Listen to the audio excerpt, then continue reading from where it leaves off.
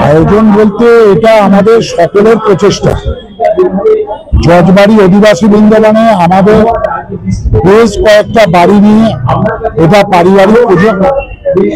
আমরা 5 দিন একসঙ্গে আনন্দ করি, একসঙ্গে থাকি, খাওয়া দাওয়া হয়। তার সাথে আমরা বস্ত্র বিতরণ করি, কুমারী পুজো, সন্ধি পুজো হয় এবং বিসর্জনের পর সবাইকে মিষ্টিমুখ করানো হয়।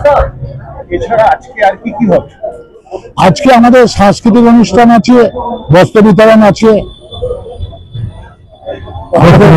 পাড়ার পারিবারিক আনন্দ। বস্ত্র হচ্ছে 300 মানুষ। রোজের সন্ধ্যেবেলা কালকে বাউল গান আছে, অষ্টমীর পুজো আছে, সন্ধি পুজো আছে, নবমীতে কুমারী পুজো আছে, রোজের নিজেদের মধ্যে ফাংশন আছে।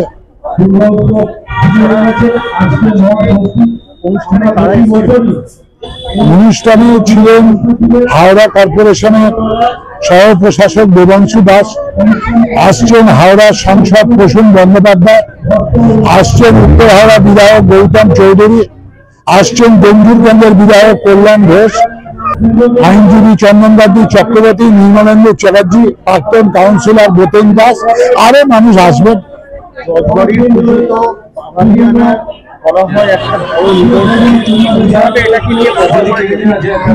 এটা আমাদের সবাই, এখানে সিনিয়র সামনে সুজিত হালদার আছেন, পাশে সুভাষিস চ্যাটার্জি, আমাদের পরিবারের সবাই।